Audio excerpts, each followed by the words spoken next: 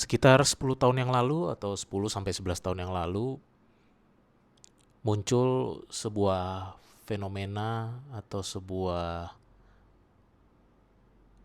eh, solusi gaya hidup baru, kalau bilang gaya hidup atau solusi kebutuhan hidup yang sangat membantu dan sangat bermanfaat buat masyarakat kota di Jakarta dan Jabodetabek, dan kemudian akhirnya merambah ke kota-kota besar Indonesia lainnya dan sampai ke pelosok-pelosok desa dan sebagainya, yaitu ojek online.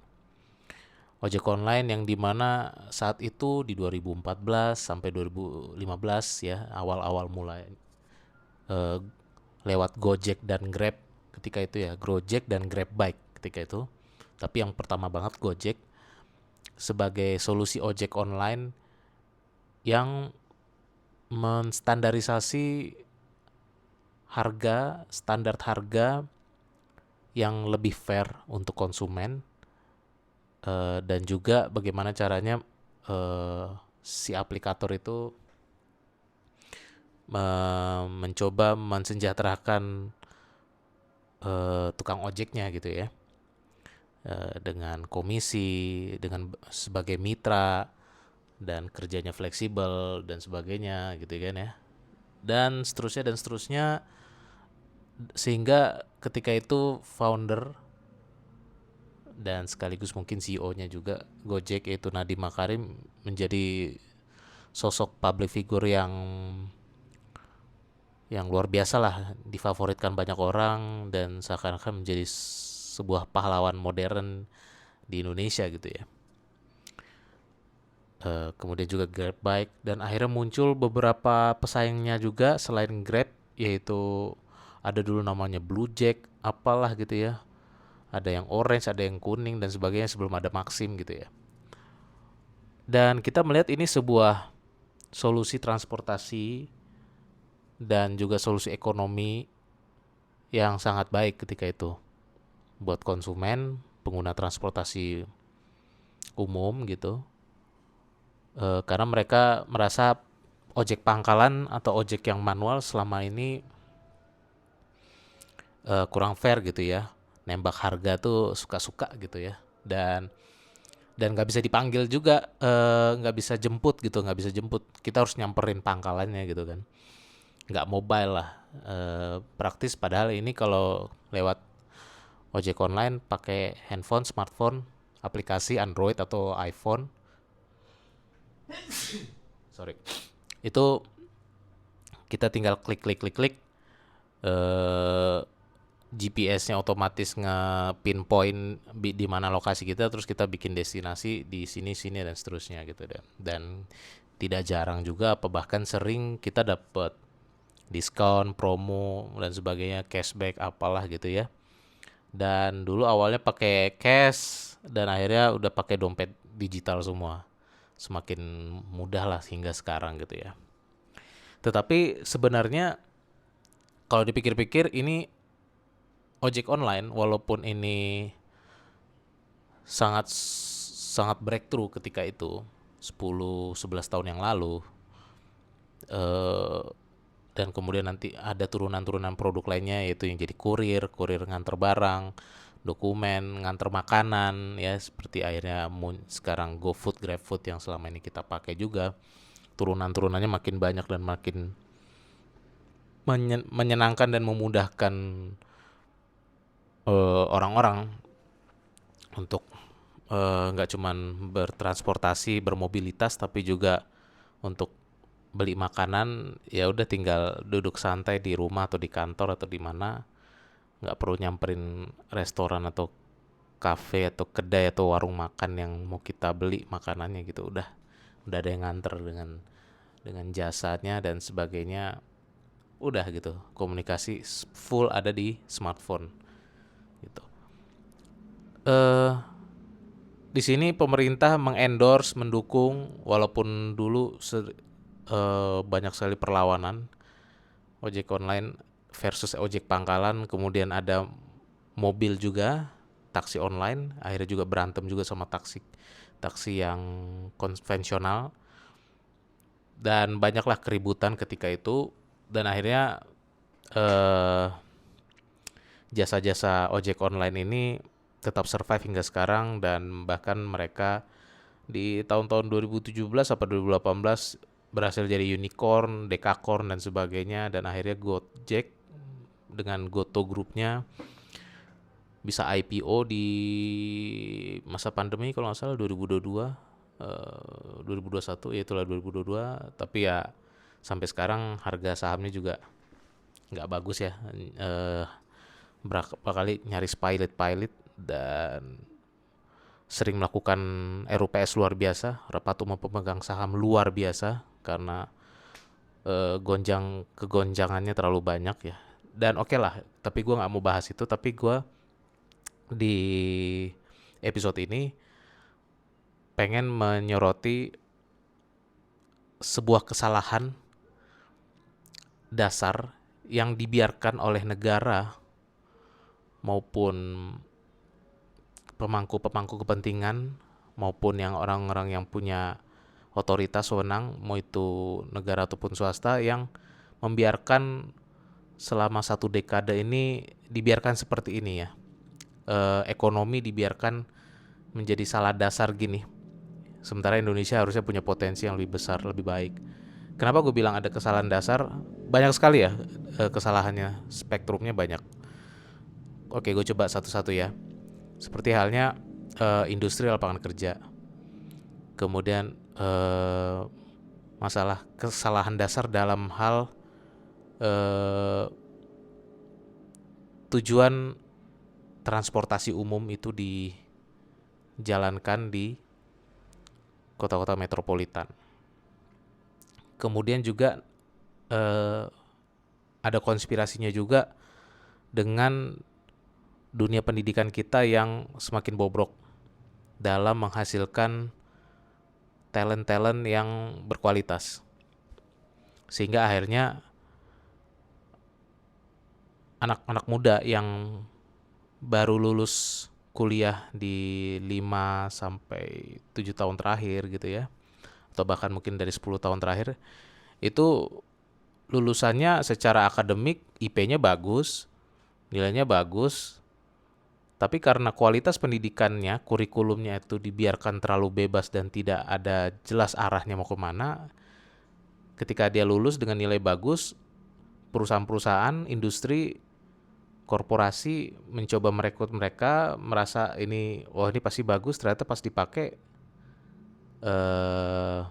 tidak berkualitas gitu talent-talent ini, karena cuma nilai bagus saja tapi skillnya kecil, skillnya rendah sekali, bahkan kemampuan dasarnya juga hampir tidak tertolong gitu. Dan ini akhirnya mereka yang sudah kepepet, nggak punya penghasilan, akhirnya memilih jalan paling mudah adalah menjadi driver ojek online atau driver taksi online, driver Gojek, Gokar, Grabbike, Grabcar, jadi driver Maxim, driver InDrive yang punya Google, dan seterusnya dan seterusnya. Karena yang penting istilah orang Jakarta, yang penting dapur ngebul gitu ya. Yang penting dapur ngebul. Ya udah, kerjain apa aja yang sebenarnya nggak sesuai dengan skillnya gitu. Lulusan akuntansi, lulusan komunikasi, lulusan IT, lulusan hukum, tapi akhirnya malah jadi driver ojol atau driver taksi online karena nggak ada yang mau nerima dia kerja di perusahaan-perusahaan korporasi yang industri formal gitu. Kebanyakan, apalagi di 1-2 tahun terakhir ini, yang benar-benar ekonomi Indonesia benar-benar berantakan, nggak jelas arahnya mau kemana gitu ya. Dan itu sebenarnya like it or not, dan banyak juga yang udah gue bahas, ini juga adalah kesalahan yang sengaja dibuat atau tidak sengaja, kita nggak tahu, sengaja atau disengaja dibuat oleh kepemimpinan Nadiem Makarim, founder Gojek, ketika dia menjadi Menteri Pendidikan tahun 2019, era 2019 sampai 2024. Itu kan bayangin 5 tahun dia bikin kurikulum merdeka dan sebagainya, kampus merdeka dan sebagainya, tapi hasilnya apa? Nol gitu. Talenta-talenta kita banyak sekali yang tidak bisa bersaing dengan talenta-talenta yang lebih tua atau dengan talenta-talenta negara lain. Nggak kepake lah istilah gampangnya. Banyak, nggak cuman ojek online, nggak cuman jadi driver ojol, tapi juga banyak yang terpaksa bikin jadi eh, bikin dagang, jual mie ayam, dagang gorengan, dagang kue, dagang donat, dagang makanan apapun, dagang kopi, dagang teh, yang UMKM, karena sebenarnya itu bukan pilihan mereka tapi keterpaksaan karena mereka entah di layoff, entah disuruh dipaksa resign, dipecat dan sebagainya. Kan sekarang kita tahu industri kerja, lapangan kerja sekarang benar-benar darurat di Indonesia. PHK tuh udah kayak badai tsunami lah gitu. Di mana-mana, di semua industri, nggak cuma industri teknologi yang awal, yang pertama kali sering layoff, bahkan industri-industri konvensional, industri manufaktur, dan lain-lain. Belum lagi kita bicara ormas dan sebagainya. Tapi gue nggak akan ngebahas di situ. Tapi sebenarnya gue pengen ngomong yang UMKM juga. Tapi oke lah, gue coba fokuskan dulu yang di ojol ya. Jadi kembali lagi masalah kesalahan dasar dan konspirasi buruk yang dilakukan oleh orang-orang elit selama ini, terutama ketika kurikulum pendidikan atau sistematisnya pendidikan itu dirubah-rubah oleh Nadiem Makarim ketika itu, yang misalkan contoh syarat untuk lulus SMA, syarat untuk lulus SMP, syarat untuk lulus SD itu tidak harus dari ujian nasional. Terdengarnya terlihat baik dan terlihat seperti adil dan merata untuk seluruh Indonesia, tetapi solusi pengganti dari tidak ujian nasional tidak dijadikan syarat kelulusan itu, solusi alternatifnya tidak membuat kualitas human capital kita jadi bagus ketika mereka nanti lulus kuliah dan sebagainya, lulus SMA gitu. Jangankan lulus kuliah, jangankan udah gelar S1 S2 ya. Jangankan gelar lulus SMA, lulus S1 S2 aja orang banyak yang nggak kepake. Banyak korporasi, perusahaan swasta ataupun negara yang nggak mau pakai mereka gitu, karena skillnya nggak kepake atau nggak punya skill dan knowledge-nya kurang. Terus lagi anak muda di Indonesia itu lagi banyak banget, ratusan juta, Gen Z dan milenial. Apalagi milenial yang udah, sekarang kan milenial umurnya udah 30-an tahun ya kebanyakan gitu. Hampir semua udah 30-an tahun, bahkan ada yang udah mau umur 40. Atau udah ada yang umur 40-an juga. Nah, eh memang kesulitan mencari lapangan kerja itu tidak hanya dialami di Indonesia, tapi di banyak negara juga gitu ya. Tapi kalau negara-negara lain itu mungkin masalahnya tidak seruwet dan tidak separah yang di Indonesia gitu. Masalahnya orang-orang yang bagus pun, yang berkualitas pun banyak yang tidak dipakai bukan karena dia tidak kompeten. Ada juga yang memang industri atau korporasi itu udah nggak mau ngebayar segitu tinggi. Mereka udah melakukan pengetatan efisiensi besar-besaran sehingga yang high salary ini ya ditendang-tendang aja. Mereka pakai yang karyawan-karyawan yang baru lulus fresh graduate atau karyawan-karyawan junior yang gaji dan tunjangannya lebih rendah, lebih kecil gitu. Dan soal ojek online, menurut saya kalau memang konspirasi ini benar gitu ya, apa yang banyak, nggak cuman gua yang ngomong, tapi ada beberapa orang juga, beberapa akademisi yang saya kenal itu juga ngebicara ini kayaknya ada semacam konspirasi besar, secara bigger picture, membuat kualitas SDM kita hancur supaya industri ojek online ini tetap survive dan tetap punya banyak driver, karena kebanyakan driver ya apa, supaya tetap retention gitu, tetap bertahan, tetap sustain, eh, supply tetap banyak, demand-nya tetap terjaga gitu.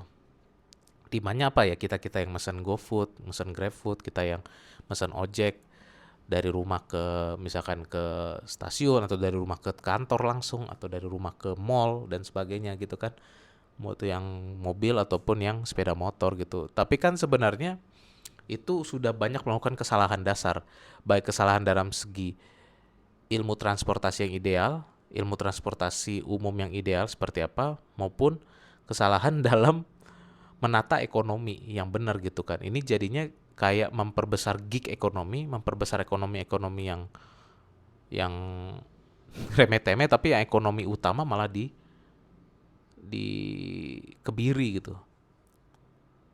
Ekonomi yang formal itu malah sengaja dihancurkan gitu.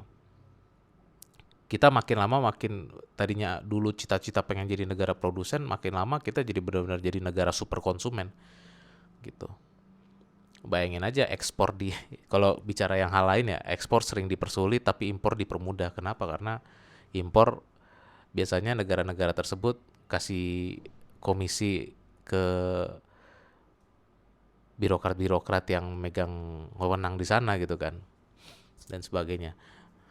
Ya kita udah tau lah, rahasia umum lah gitu ya. Sorry. Jadi menurut saya ini adalah sebuah kesalahan besar ya. Dari segi transportasi umum apa? Ya sepeda motor itu di mana-mana secara ilmu transportasi itu tidak safety. Dan itu sebenarnya udah diprotes oleh Pak Ignatius Yonan ya, yang sering digadang-gadang sebagai bapak kereta api modern Indonesia ya. Mantan dirut KAI dan juga mantan menteri perhubungan di era periode Jokowi yang pertama 2014 sampai 2000 sekian lah, 2016 ya kalau nggak salah. Dia kan ketika itu termasuk orang yang kurang setuju ojek online ini di di apa ya, di enrich gitu, apa istilahnya kalau bahasa Indonesianya, ya di inilah, dijadikan, diresmikan sebagai moda transportasi umum gitu. Salah gitu. Di mana-mana transportasi umum itu menampung lebih dari 2 orang gitu ya, 2 atau lebih dari berapa orang lah, sekali jalan itu bisa menampung puluhan orang sampai ratusan orang. Itu apa? Bus, kereta, monorail, tram, ya kan, LRT, MRT, kereta listrik ataupun kereta diesel, bus kecil, bus besar dan seterusnya. Taksi aja itu bisa dibilang semi private lah, semi public lah, atau semi public lah gitu, semi umum, karena bisa dipakai oleh banyak orang, tapi sekali jalan itu ya untuk satu kelompok saja atau satu individu saja gitu. Walaupun dulu ada konsep, dulu Grab Car, Gokar tuh ada, atau Uber ya, dulu ada Uber, dulu sempat ada Uber kan, ada konsep ini ya, apa namanya, konsep satu mobil sekali jalan bisa ngambil lebih dari satu konsumen yang bukan, ya lebih dari satu user lah gitu, lebih dari satu user, berarti kan misalkan kita nggak saling kenal gitu, bisa ada dulu kan konsepnya gitu, yang banyak awkward lah gitu. Ya modelnya jadi kayak angkot gitu lah ya, kayak, atau kayak mobil mobil charteran gitu. Walaupun ada dan itu nggak dilanjutin ya produknya gitu, tapi intinya kan namanya transportasi umum itu harusnya, itulah yang harusnya infrastrukturnya, sarana pendukungnya maupun armadanya itu yang ditingkatkan dan diperbanyak, dirawat dengan baik dan sebagainya. Bukan bukan memperbanyak ojek online. Ojek online itu seharusnya kalau dalam ilmu transportasi itu sebagai pilihan terakhir, pilihan darurat kalau transportasi umum ada yang lumpuh. Misalkan MRT tiba-tiba lumpuh, LRT tiba-tiba lumpuh, komuter lain tiba-tiba lumpuh, atau kereta-kereta apapun lah yang ada di kota-kota di luar Jabodetabek gitu ya. Sebenarnya ojek online itu harusnya jadi pilihan darurat atau pilihan terakhir gitu, bukan pilihan utama. Tapi kan menjadi sebuah pilihan utama di Indonesia saat ini gitu kan. Dan gue ngomong gini bukannya gue nggak make, gue make dari 2015 gue udah pernah make Gojek dan Grab lah. Mungkin Maxim, InDrive aja yang gue nggak pernah pakai, males aja gitu, karena udah mager gitu, udah pakai antara dua itu aja gitu ya. Dulu pernah pakai Uber mobil dan sebagainya, Uber taksi dan sebagainya. Nah, kenapa gue tetap pakai? Ya lu ngomong cuap-cuap kesalahan dasar transportasi, kesalahan dasar dalam ekonomi, tapi lu pakai. Ya karena kita nggak punya pilihan lagi gitu. Dan siapalah saya gitu ya, mereformasi perubahan kebijakan yang lebih baik, kan enggak gitu. Ini kan seharusnya jadi tugasnya eksekutif maupun legislatif. Bagaimana caranya ojek online ini jangan dibiarkan besar dengan cara yang tidak terarah dan hanya menguntungkan pihak perusahaannya aja. Kan driver-driver ini selama ini jadi mitra bukan karyawan kan gitu. Kecuali driver-driver ini karyawan seperti karyawan taksi Bluebird atau karyawan taksi apalah gitu, yang digaji bulanan, atau kayak karyawan supir Jaklingko gitu, angkot. Dan itu angkot kan jelas transportasi umum. Walaupun dia kapasitasnya kecil, tapi sekali jalan kan bisa ngangkut 5 orang, 10 orang, atau bahkan ya, apalagi gratis. Maksudnya nggak bayar, karena itu pembiayaannya dan pemasukannya dari APBD Pemprov gitu. Itu jelas. Itu mungkin bahkan karyawan Jaklingko dan karyawan Bluebird aja itu jatuhnya masih bisa dianggap sebagai karyawan di industri formal, karyawan formal gitu kan. Walaupun mungkin secara kasta ekonomi orang akan bilang itu blue collar, tapi yang namanya blue collar walaupun di bawahnya white collar, mereka tetap industri formal gitu. Sementara ojol, supir GrabCar, supir GoCar, supir supir InDrive, supir Maxim, supir Gojek, supir Grabbike, GoRide apalah itu istilahnya mereka ya, kurir-kurir itu yang ngantar dokumen, yang ngantar makanan, GrabFood, GoFood. Apakah mereka karyawan? Kan enggak. Mereka kan selalu dianggap mitra, terus dapat komisi, terus makin lama potongannya makin banyak, terus harganya makin tinggi, terus mereka juga pesaing seriusnya mereka sekarang jadi ada dua kan, Maxim dan InDrive gitu. Terus ditambah lagi Goto katanya mau dilebur, mau diakuisisi, Gojek mau diakuisisi katanya, mau diakuisisi sama Grab dan sebagainya.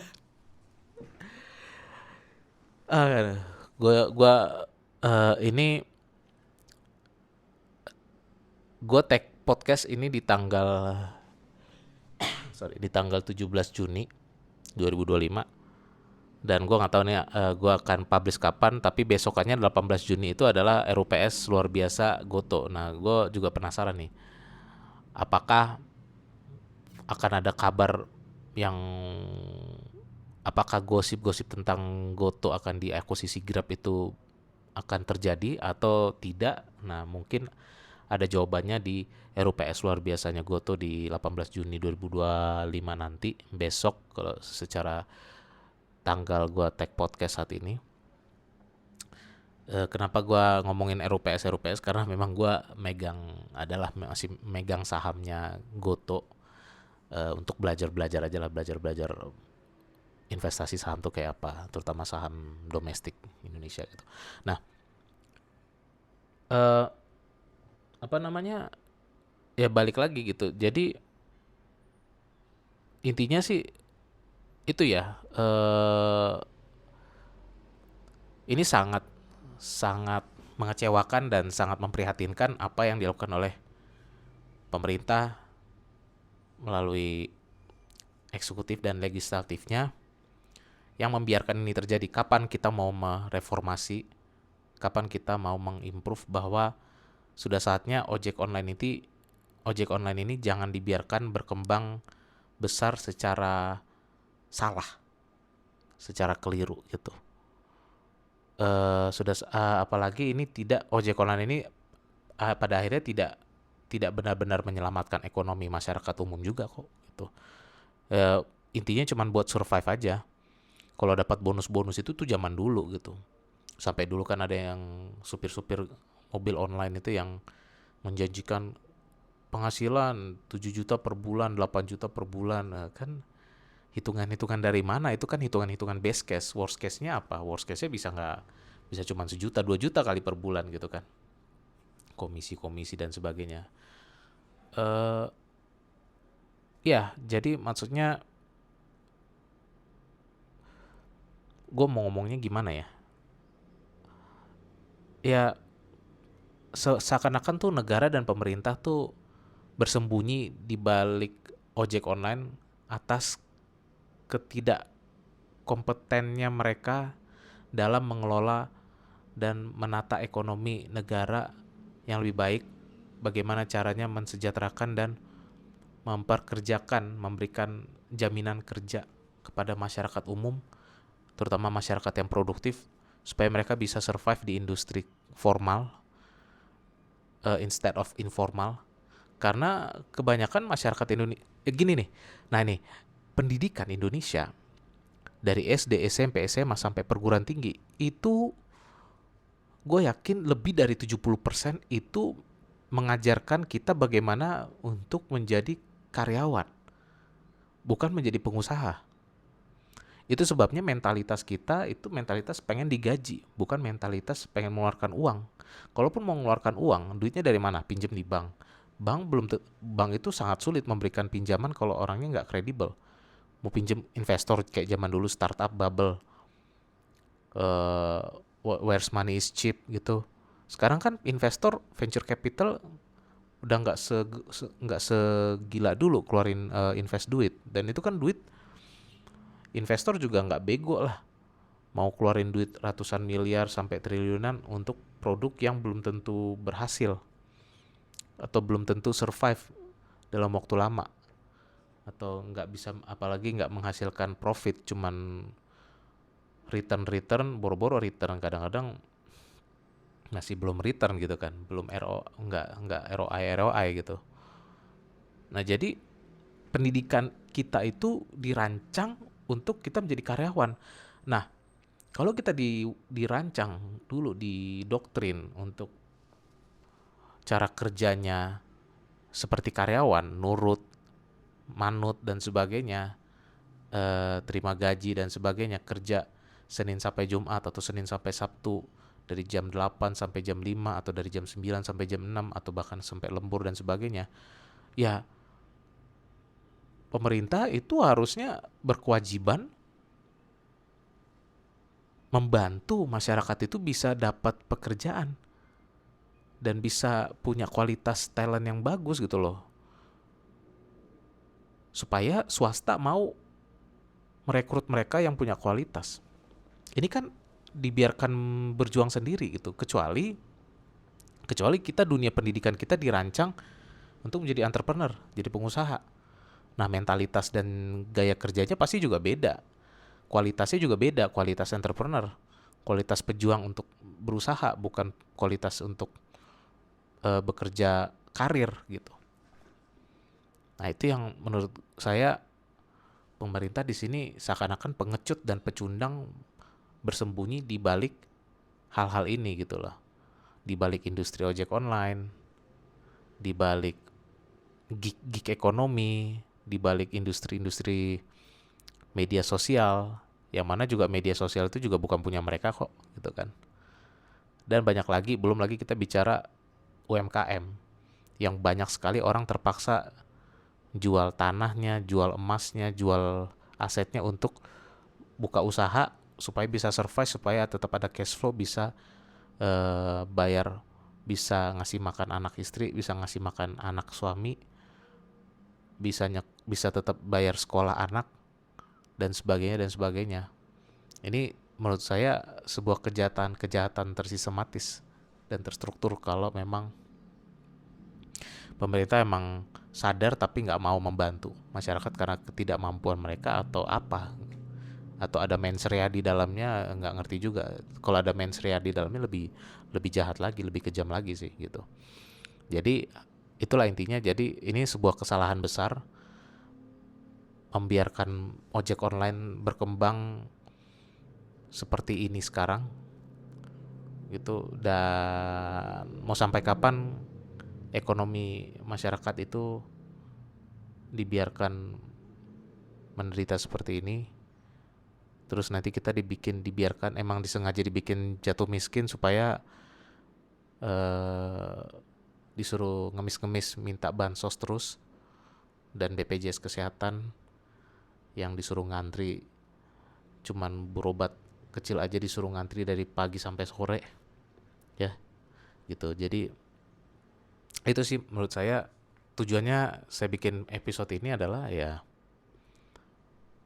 ingin memberikan awareness, ingin memberikan wake up call ke kita semua bahwa sebenarnya salah gitu. Tapi ya mau nggak mau kita tetap, sementara ini kita ya bantu aja lah driver-driver ojol ini kan. Bantu dengan tip, bantu dengan kasih rating bintang 5 atau bintang 4, as long as mereka pelayanannya bagus gitu kan.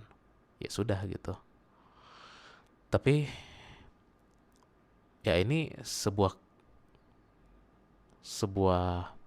fenomena yang salah. Ini udah salah arah gitu. Salah arah. Dan gak boleh dibiarkan terus-menerus terjadi kayak gini.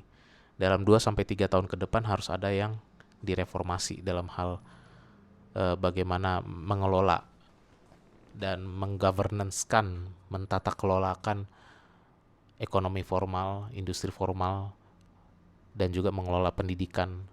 Itu mau gimana gitu ya. Seperti kayak Prof. Bagus Mulyadi bilang yang di podcast dia dengan Ferry Irwandi di Malaka kan, yang sempat viral beberapa kali short videonya atau ya video singkatnya itu, yang bilang kalau pendidikan mau jadi komoditas, ya apa jaminannya kalau kuliah 4 tahun 5 tahun lulus, kalau nggak dapat kerja universitas mau ganti rugi nggak gitu kan. Gitu.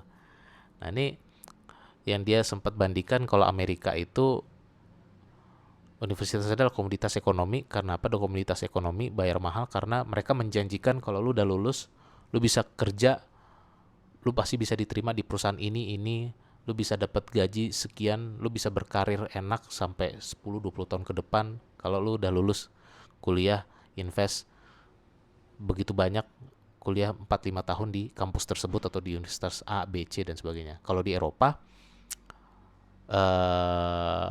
kuliah itu gratis atau bahkan murah atau gratis, tapi universitas tidak menjanjikan para lulusannya itu bisa jadi bos, bisa jadi manajer di perusahaan ini, bisa jadi itu, bisa jadi ini. Tapi mereka istilahnya kuliah tidak kewajiban, tapi kalau lu mau kuliah ya ditanggung negara. Tapi kalau lu kesulitan cari kerja itu bukan tanggung jawab negara, karena kuliahnya itu dibayar atau kuliahnya gratis atau disubsidi dan sebagainya gitu. Tidak membuat kantong kita bolong atau kantongnya kering gitu. Nah, tapi Indonesia gimana? Neither nor katanya kan istilahnya dia. Neither nor tuh ya artinya nggak nggak komoditas, tapi nggak tapi nggak gratis atau nggak murah juga gitu. Terus lu mau kemana gitu? Nggak jelas gitu kan. Ini kan mirip kayak LGBT ya, sorry ya gue ngomong ya, mirip kayak LGBT gitu. uh, Sorry deh, jangan istilah itu deh. Ya maksudnya ibarat kelamin, lu nggak mau dibilang laki-laki tapi lu nggak mau dibilang wanita, lu nggak mau dibilang laki-laki lu tapi nggak mau dibilang perempuan, terus lu apa gitu? Emangnya ada in between? Itu kan nggak ada. Kayak gitulah dalam konteks jenis kelamin biologis gitu. Oke, gitu aja mungkin yang pengen gue sampaikan seputar eh, masalah besar konspirasi eh, yang ada terjadi di industri ojek online, industri informal, industri formal, dunia pendidikan, dan kualitas SDM masyarakat kita Indonesia. Kalau kalian punya pandangan, opini tertentu atau ingin mengkoreksi sesuatu dari yang apa yang gue sampaikan, silakan sampaikan di Spotify komen atau di YouTube komen. Narazer Podcast. Sampai bertemu lagi di topik-topik berikutnya, topik-topik selanjutnya di Narazer Podcast, baik monopod maupun di dengan teman podcast. Thank you for listening, Narazer. Ciao.